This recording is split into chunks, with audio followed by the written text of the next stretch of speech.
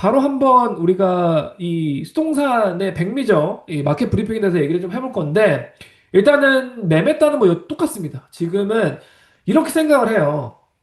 다만 제가 화두를 던지는 부분 중에 하나는 저희는 다른 데서는 모집하지 않은 공급량에 대한 것들, 즉 시장의 서플라이가 얼마나 좀 되고 있는지, 그런 다음에 마켓에서 매물이 얼마나 등락이 좀 많은지, 그리고 이게 오랫동안 좀 그래도 추세적으로 절대값으로 좀 올라가고 있는지 이런 거에 대해서 좀 보고 있다라고 말씀을 드렸는데 드디어 이번 주에 저희가 놓고 있는 바로는 시장의 매물이 더 이상 증가하지 않는 수준에 이르렀어. 이게 되게 중요한 포인트라고 생각이 듭니다. 제가 조금 이따 말씀드릴 부분도 거의 일맥상통하다라고 보시면 될 것 같은데, 지금 상황에서 지역이나 서버브나 이런 것들을 막론하고 뭐 타운하우스, 뭐 하우스, 유닛, 아파트 다 포함이에요. 드디어 시장의 매물이 적체되는 구간에서 이제는 추세적으로 좀 접어들었다라는 얘기를 말씀을 좀 드리려고 하고요.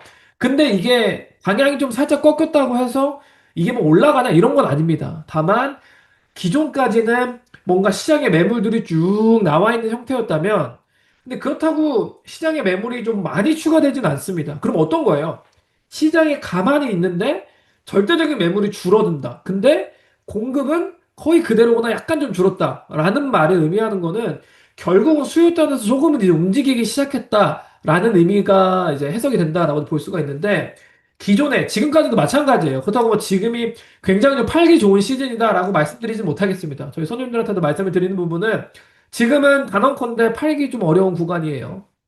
근데 내가 항상 제가 말씀을 드리죠. 목적이 있다. 목적이 있는 판매다라고 놓고 봤었을 때, 그리고 그 목적 중에서 가장 중요하고 가장 많이 좀 궁금해 하시는 부분은 아무래도 상급지 갈아타기라는 부분인데, 제가 저번 주에 엄청 자세하게 말씀을 드렸기 때문에 자세한 거 제가 저번 주에 있는 방송을 한번 보고 오시면 좋을 것 같습니다. 그래서 어쨌거나 내가 이동하려고 하는 상급지는 가격의 스프레드가 좀 내려와 있는 상황이고, 내가 거주하는 내 집은 그래도 생각보다 좀 덜 깎여 있는 상황이기 때문에 이 스프레드를 잘 공략을 하시면 아주 이제 괜찮은 이 효과를 보실 수가 있겠다.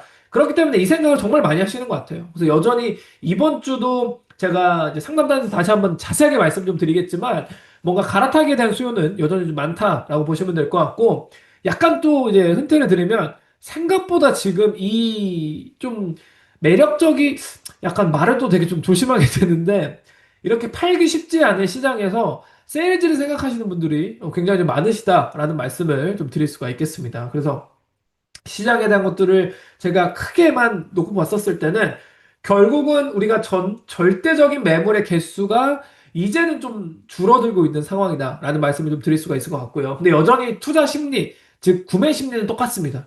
뭔가 지금 사면은 조금 더 떨어질 것 같고, 좀 기다려야 되나? 이런 거에 대해서 많이 좀 고민을 하고 있는 상황이다라고 보시면 될 것 같고, 그러다 보니까 에이전트들한테 이런 메시지 요즘 많이 아마 받아보셨을 텐데, 프라이스 다운, 프로퍼티 머스트 비 솔드 이런 거 엄청 많이 문자 받아보실 거예요. 저는 진짜 엄청 많이 오죠. 바이어스 에이전트로 제 디테일이 다 등록이 돼 있으니까. 그러면 요즘에는 참 많이 뭐 급매, 뭐 무조건 팔아야 된다라는 말을 좀 많이 받습니다. 그러다 보니까 여전히 지금의 약간 시장에 있는 공급에 대한 부분, 이 매물에 대한 부분은 이제는 좀 약간 줄어들고 있는 그 시작점에 되어 있다라고 보실 수가 있다 보니까 이게 뭐 완전한 추세 전환이나 이렇게 말씀드리기 좀 어렵습니다. 다만 조심스럽게, 아주 조심스럽게 말씀드리는 부분은 결국은 이제 이런 식으로 가다 보면 바닥 따지기를 하는 구간이 아닌가라는 말씀을 좀 드려요.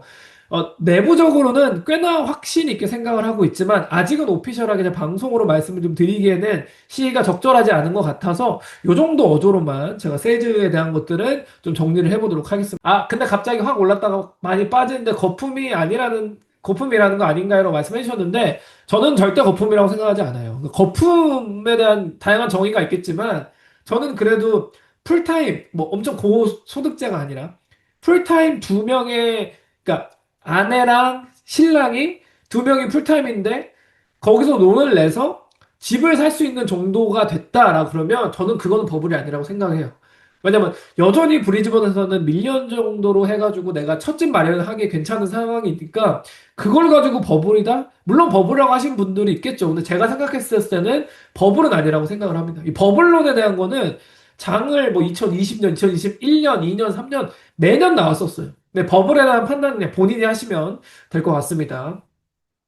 CNK의 뷰는 저 찰리의 뷰는 거창하게 이렇게 말씀드릴 거 저희가 드는 제 개인적인 생각은 더 이상 금리 인상은 없을 거다라고 보고 있습니다. 물론 이 얘기를 제가 2주, 3주 동안 말씀드리고 있지만 이번 주를 지나면서 거의 이제는 확실해지고 있다라고 이제 보고 있어요. 그렇기 때문에 자, 저번 주에도 매크로를 쭉 정리를 해가면서 미셸 블록에 대한 이 뭔가 겉과 속이 다른 약간 이런 뉘앙스에 대해서도 말씀을 드렸는데 더 이상은 그러니까 여러 가지 지표가 있어요. 제가 말씀드렸던 새로운 매물이 추가가 되고 얼마나 매물이 빠지는지 얼마나 이 매물이 스테이가 되고 있는지 실거주급 매물이 얼마 좀 들어오는지 사람들의 소득 수준이 어떻게 좀 달라지는지 공시는 어떻게 좀 되는지 이런 여러 가지 지표로 놓고 봤었을 때 딱 하나로 특정 짓긴 이렇게 좀 어렵지만 전반적인 추세의 방향성이라고 하는 것들이 이제는 뭔가 방향을 바꿀 조짐이 있다. 그렇기 때문에 이거를 지금 제가 조금 자신 있게 말씀드릴 수 있는 이유 중에 하나는 어쨌거나 우리가 가장 지금의 변수를 누릴 수 있는